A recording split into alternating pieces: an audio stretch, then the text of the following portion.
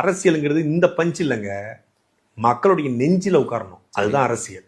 மக்களோட செல் என்று அண்ணா சொன்னார். அதை மறந்தது யார்? அதை மறந்தது யார் அப்படின்னா அடுத்த சப்ஜெக்ட் போயிட்டாப்ல, அவரே மறந்துட்டாப்ல.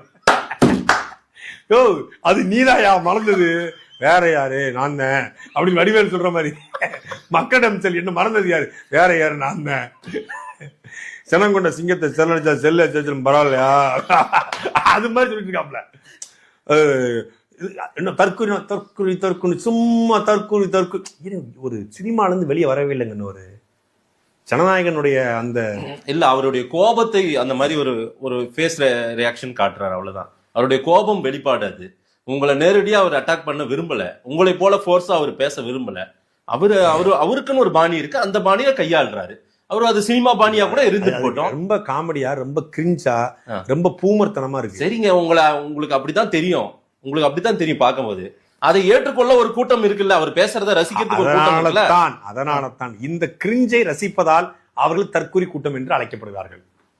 தற்கூரின்னு சொல்லும்போது நீங்க சொல்ல முடியாது, தற்கூரின்னு சொல்ல முடியாது, அறிகுறி கேள்விக்குறி. இப்ப போய் செங்கோட்டையன் போயிருக்காரு, அவர்களை ஒழுங்குபடுத்த போகிறார். தலைமை தற்கூரியா